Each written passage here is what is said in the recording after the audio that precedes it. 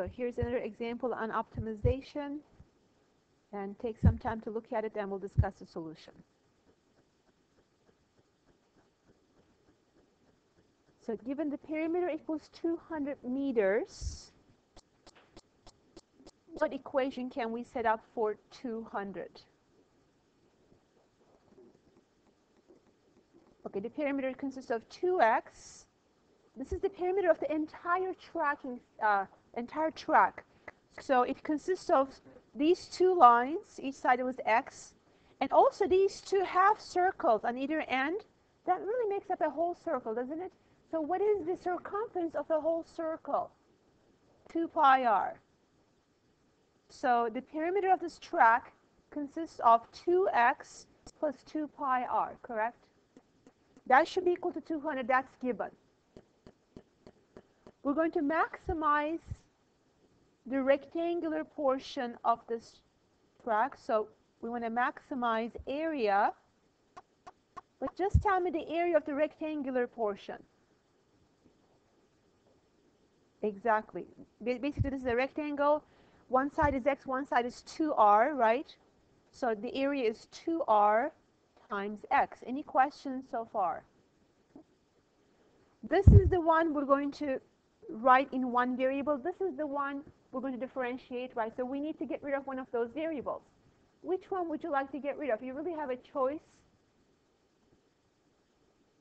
I'm going to solve for x in the first equation. You could have just as easily solved for r. Okay, so if you like to do it differently, and we can check our answers at the end.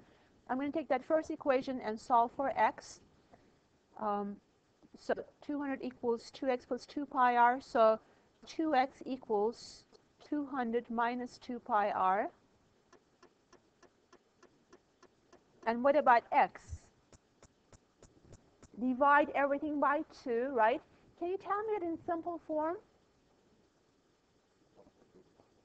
100 minus pi r. Basically, if we divide the entire right-hand side by 2, each term will be divided by 2, and this is what you will have.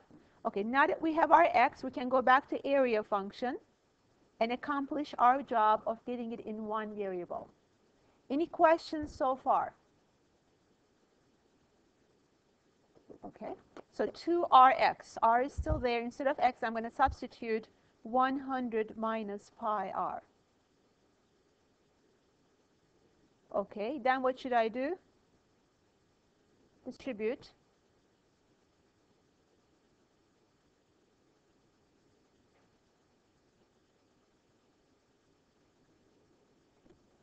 Now, many times you come this far, you say, okay, I've done a lot of work, let me go ahead and set this equal to 0. But we need to go one more step before we set it equal to 0, right? What is that other step? Differentiate. Because why are we setting the derivative equal to 0? Remember, if this is like your area function, let's say, for any function, when you set the derivative equal to 0, you're finding points where slope is 0. That those are the candidates to be maximums and minimums, right? That's why we need to get the derivative first. The derivative is 200 minus 4 pi r, and then we set that equal to 0.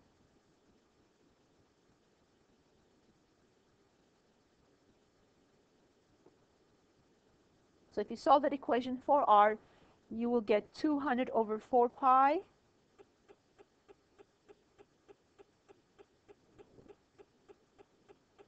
and you can simplify this a little bit. 200 over 4 is 50. If you want, you can write it like this, 50 divided by pi.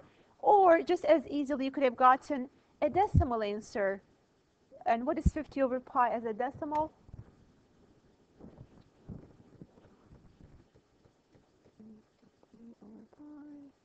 15.9. And everything was in terms of meters. Yeah, so that would be roughly 15.9 meters. But I noticed that if I look into the equation for x over here, I noticed r will be multiplied by pi anyway. So I'm not going to simplify it because when I plug it in there, I can simplify this at the end. So x is equal to, from this equation, 100 minus pi times r, where r is 50 over pi. Again, you could have used a decimal answer. That's fine with me. Your answers are just going to be slightly different due to rounding. So now the pi's cancel. 100 minus 50 is 50. So we're saying the dimensions are x is 50 and r is 50 over pi, in other words, 15.9 meters. And let me just do my quick checking here. I'm going to look at the second derivative of this function. What is the second derivative of this function? Negative 4 pi. Doesn't even have an r in it, nothing to plug in. This is always negative, right? Therefore, it's always concave down. The point we found is certainly going to be a maximum for this function. So 50 for x. So 15.9 is like almost 16, let's say. So if you want to just visualize how this track is going to look like, so it's like 50 on this side, 50 on this side, and this side should be 2r, right? The width should be 2r, and roughly 32 meters on that side. So 50 on either side, and the other side will be roughly 32, because 2 times 16 is roughly 32. Okay. So I'd like, first of all, for you to read the question. Perhaps try to write down some equations down, and then we're going to discuss it in just a few moments. But I want you to be familiar with the question before we start discussing it. So I'm going to pause this. And I guess the point A is right at the origin right here. I should also mark that point. Okay, so for this question, we're trying to minimize the total cost of laying the cable, right? Basically, basically this is your underwater, right? And this is your overland portion. And as we discussed, you can go straight down the coast directly to A and then move to B, or you can try to go all underground directly to B, or you land somewhere in the middle there, somewhere in between A and B at a point P. We're trying to decide where should the point P, so the total cost of laying the cable is minimized. All right. So we're trying to minimize the cost function. I think everybody would agree with that. So we're going to minimize the cost function. I'm going to write it as a function of x. Okay, could anybody tell me, based on this picture, what will be the cost of laying cable underground in this blue region, about over the blue line there? Cost is $1 million per kilometer when it's underwater. And how long is that line? That's the question.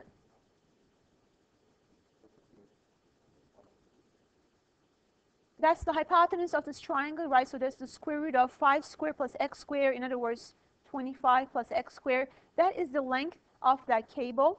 And we know that because they said that this, let's see, the oil well, it was 5 kilometers offshore. So we knew that that distance was 5 kilometers. So what is the cost of laying the cable over that distance? It's $1 million per kilometer, and it's that length. What is the cost of laying it over that distance?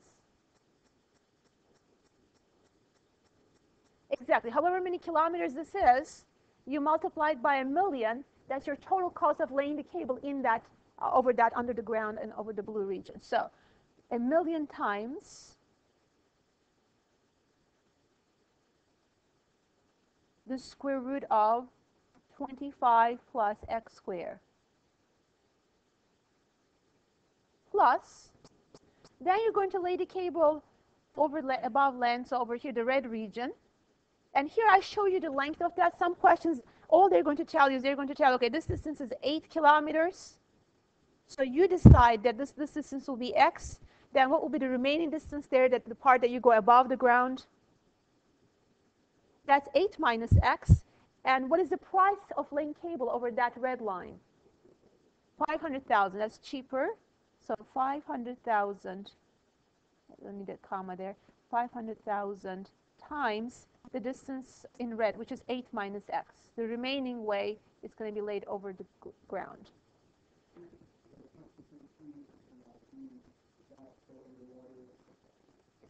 The red region is above the water. This is like the highway. This line represents the highway, whereas this is water here.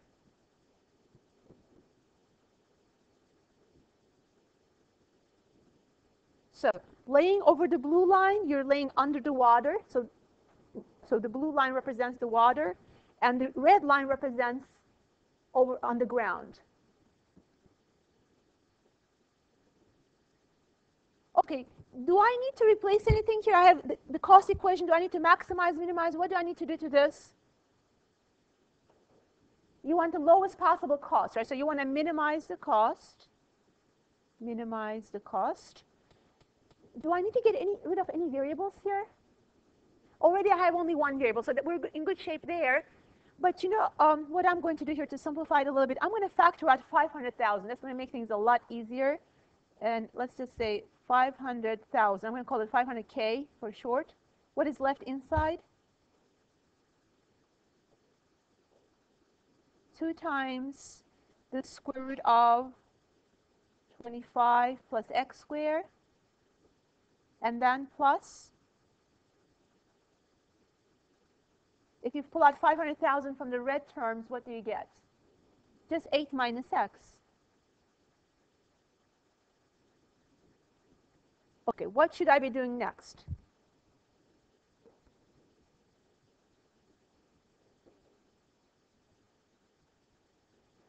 So you're thinking about differentiation. So you're already looking ahead, writing it as an exponent, like the square root means to the 1/2 power. Would everybody agree? Should we be differentiating this right now? Because if you want to find maximums or minimums, you want to set the derivative equal to 0, right? So we need to differentiate this messy looking function. So let's do it. So let's find c prime, the derivative of this function. Okay, here you have a constant times a function. This is your constant. When you have a constant times a function, you can leave the constant as it is. This is 500,000, which I abbreviate as 500K. Yes, when you're going inside, you're going to need a chain rule. Exactly. How are we going to differentiate 2 times the square root of 25 plus x squared? The 2 still remains, right? Let's just differentiate. I'm going to do it on the side here.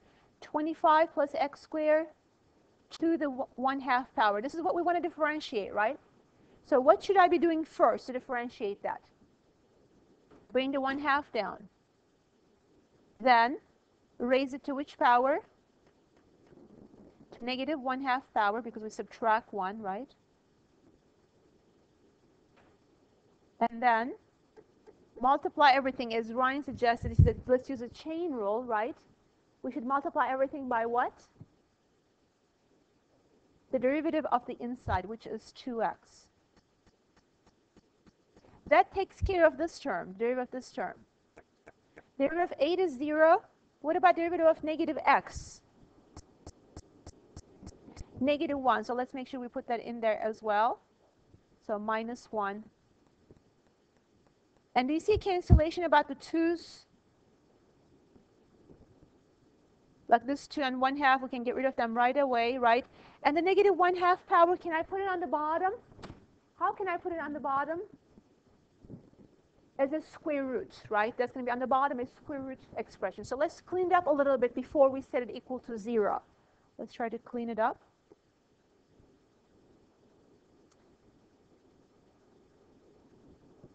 So c prime is equal to 500,000 or 500K times, in parentheses, the 2's already canceled, right? I have a 2x on the top, and on the bottom, the square root of 25 plus x squared. I'm not done yet. So the next term, minus 1. Did I miss anything?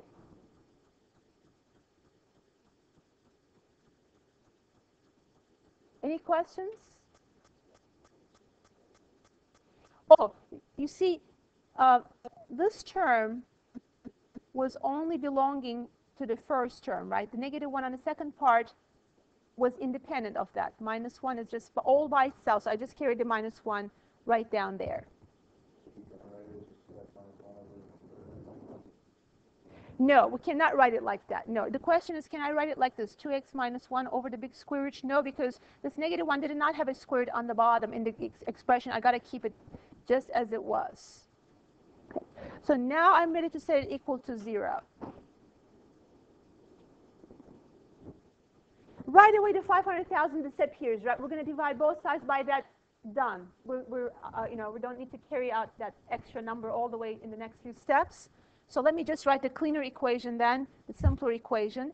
2x over root 25 plus x squared. And instead of saying minus 1 equal to 0, what could I say? This is equal to what? 1. I divided both sides, yes. Got rid of that. How can I solve for x in this equation? Looks very different than all the other equations we've dealt with so far. Excuse me. We could cross multiply, yes. Let's try it. 2x is equal to 1 times the square root of 25 plus x squared.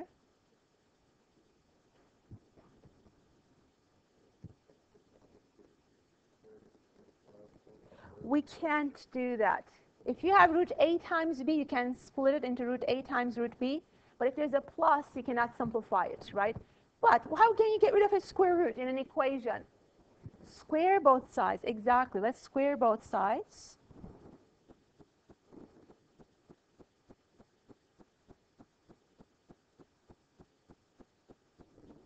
And further, how should I proceed to solve this for x?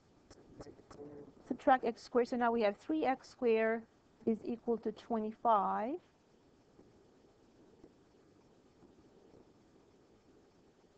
And then take a square root of both sides. Technically plus or minus, but you only need the positive solution here. You know, you can get a decimal if you like, or I can also do it like this. The square root of the top is 5. The square root of the bottom is root 3. I can also leave it like this. You could even multiply top and bottom by radical 3, but I'm not picky about rational denominator. That was, like I told you before, an old historical thing. It was easier to multiply with a radical than to divide before calculators, basically. It's okay to leave it like that. But let's just get a decimal as well. Roughly 2.89, right? 2.89 kilometers from that point A. We're saying that if you tie, the connection, you go underground up to that point, and then from that point forward, you go above the ground, you should have the lowest possible cost to lay cable from that oil well to the desired point at the shore. I asked you to do one more thing on the problem. If you read the last few sentences in the problem, what did it ask you to do? It says, compare your answer with the cost that it would take to lay the pipe all on land or all underwater. Which estimate is the best? Now, the reason I'm asking you to do it this way is because I want you to check your answer somehow. To check your answer, you can either find a second derivative, but this one was pretty messy. Finding second derivative is going to be even messier. Or you have another choice. The other choice is compare the original function at the critical points and the endpoints of your interval. Okay? In this case, what are the endpoints of our interval? So x, you look at the picture once again. X can be, the lowest x can be is, if you directly connect with the shore right away, then basically x is 0, right? The other alternative is you can go directly underground, underwater rather, all the way to here. In that case, what is x in that case? So you're connecting to the ground right here. You went this way. So then x is 8, right? Those are the two extreme situations that your x is going to be. The lowest it can be 0. Oh, sorry, I forgot to switch my pen here. Okay, so the lowest is 0. The highest it can be is 8.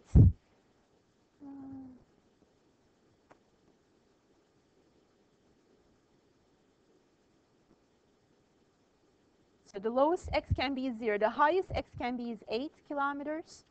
Or the critical point we found is 2.89. So if you can check the original function you're maximizing or minimizing at the two endpoints of the domain as well as at the critical points, you can also determine which one is the absolute max, which one is the absolute minimum, right? Okay, now the cost function was a messy one. So the easiest way I would suggest that you do this one is put your cost function to your y1, and then go to your table, put 0, 2.89, and 8, quickly evaluate the cost function, at these 3 points. And the cost function was not C prime, but C, right? 1,000,000 times, so 1,000,000, I'm going to abbreviate it by 1m, times the square root of 25 plus x squared plus 500,000, abbreviate as 500k, times 8 minus x. Go ahead and enter this into your y equals screen. And then go to your table and enter these 3 numbers. Let's see what we get.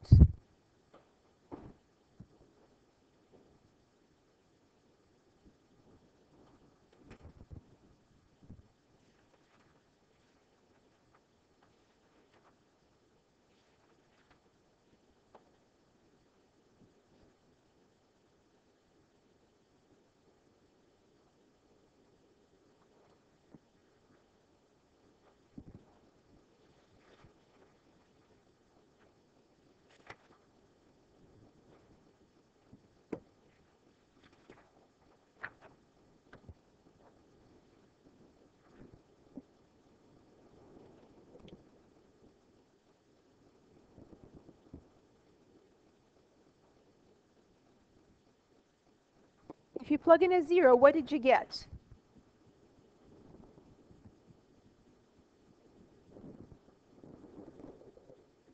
If you plug in a 0 for x, what was the cost? You know, this represents, plugging a 0 for x represents the following situation. You go underground straight, you know, basically you cross the river or the water straight down, and you lay the cable underwater there, and then the rest of the way you go above the ground that way. That's what that first point represents, x equals 0. And how much is the cost in that situation? Roughly $9 million. I'm just going to say that 9 times 10 to the 6, $9 million. Okay, how about 2.89? What did you get there?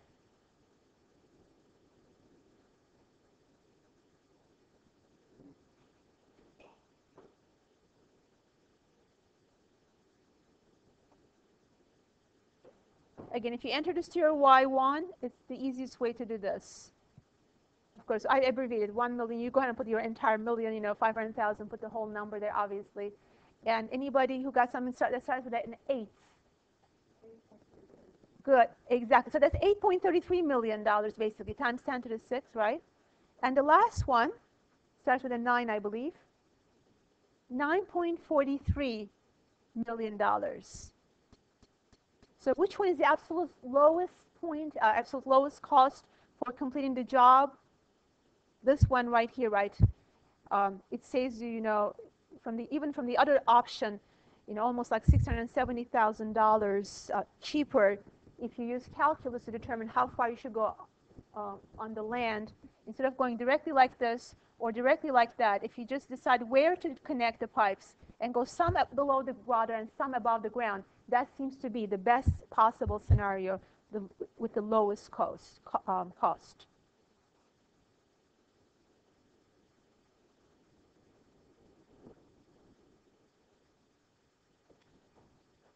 So here we have another example on optimization, for which I'll give you a hint and ask you to try to complete it. Okay. So we're given that a rectangle is inscribed in a triangle. So the vertices of the rectangle basically needs to be on the triangle. So it has to touch, the corners of your rectangle must touch your triangle. And the base of the rectangle must lie along the base of your triangle. We know the dimensions of the triangle. It's 16 by 12. The question is, what are the dimensions of the rectangle that will give you the maximum possible area? For example, you could have a rectangle like this, right? This rectangle satisfies the condition. It does lie. The vertices are on the triangle. The base is on the shared together on the rectangle and triangle. But chances are this is not going to be your best one, right? This is not going to be your largest one. You could also do something like this. This one right here. Let me try a different color. This is also satisfies the conditions. The two end corners are on this triangle. The base is shared with the triangle. But this one is not going to be the one with the largest area either. Usually, it's neither extreme. It's somewhere in the middle usually, right? So our job is to find exactly what the dimensions should be. Which one of these, or another one, obviously, that will be the ultimate one, the best one. Okay, so let's assign some variables because we want to find the dimensions of our rectangle.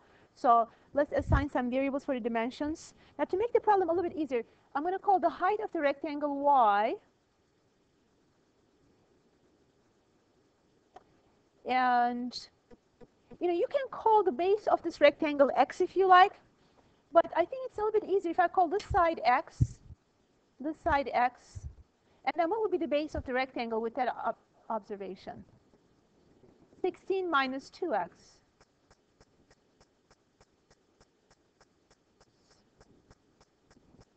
I'm going to write it outside.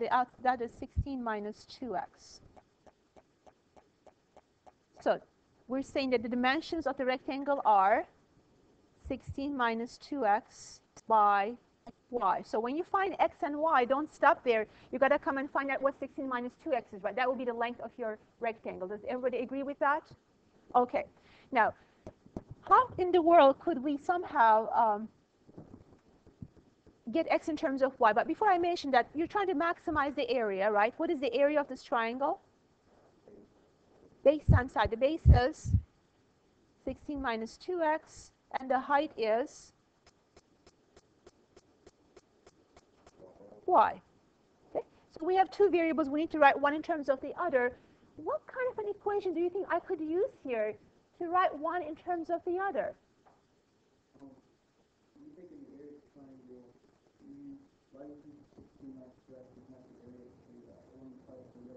It's not the area, but it's the side length. 16 minus 2x is the side length of our rectangle, and y is the other side of our rectangle. It's not the area. But the area is the product of those two dimensions. Area is 16 minus 2x times y.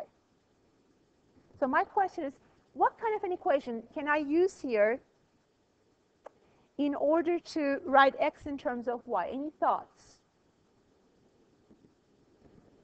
I'm even going to give you a hint.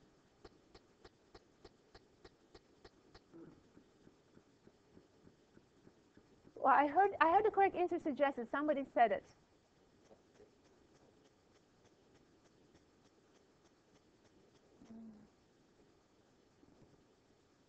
How could we get x in terms of y? We know the outside dimensions of the big triangle, right? And this little one here has y as the height and x as the width of this triangle over here.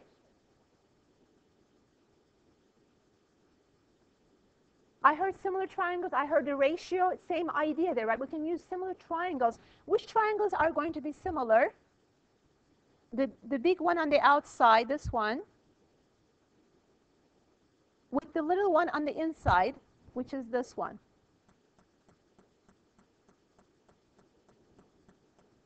Okay, so let's try to set up now the ratios. Okay, on the big triangle, tell me what is the ratio of height to base on the big one. But we're talking about this big triangle on the outside. So the height is 12, and the base of that one is, this is half of the original triangle, which is 8, right? Okay, how about on this little one over here, the one outlined by red? That one is similar to the big one, right? So we did 12 to 8 on the big one. On the little one, we should say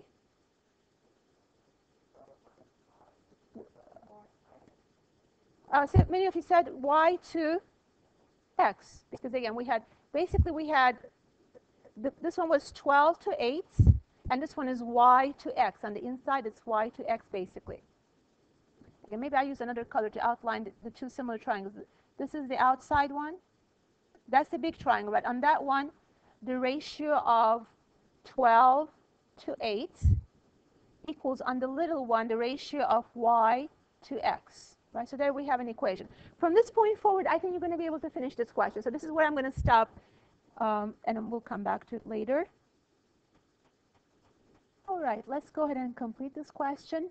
Now that we have an equation that relates our variables x and y, and we also know what we are supposed to maximize, which is the area of the rectangle, which we had determined to be 16 minus 2x times y. Okay, first thing I'm going to do is go down here. Since 12x equals 8y, I'm going to get y in terms of x. Y is 12x over 8. Let's divide both sides by 4.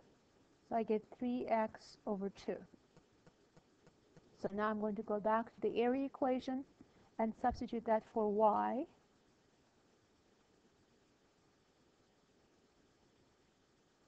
Y is 3x over 2. So as always, before we differentiate, let's clean this up a little bit. Now I'm going to take out the 1/2 up front and then multiply 3x with both of these two terms. So I have 3 times 16, or 48x minus 6x squared. And now we're ready to differentiate it. I suppose we could distribute the 1/2 also to even simplify it further.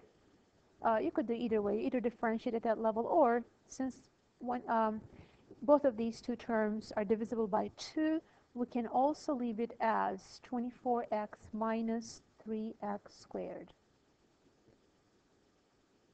Okay, now I will go ahead and differentiate it. Set it equal to 0.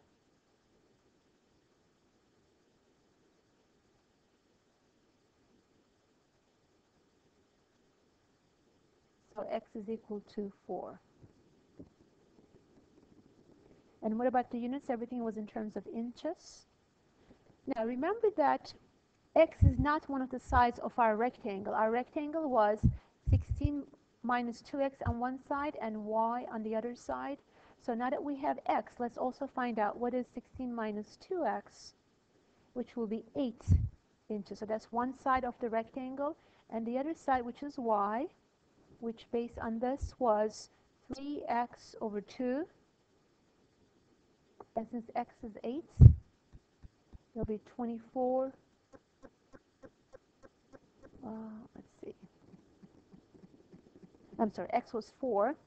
So y will be 3 times x, or 3 times 4 over 2, or 12 over 2. So that's going to be 6 inches. So the 8 inches is one side of the rectangle, and the other side is 6 inches. So the answer is the dimensions of the rectangle that will give us the largest possible rectangle that goes inside that given triangle. Those dimensions are 8 inches by 6 inches. So the base should be 8 based on our picture, and the height should be 6. So this, when inscribed in that triangle, will give us the largest possible area enclosed by a rectangle. How do we check the answer? Once again, take the second derivative of the area function. In this case, it's -6. It's always negative, meaning always concave down. So the point that we obtain, indeed, is a maximum for the area function.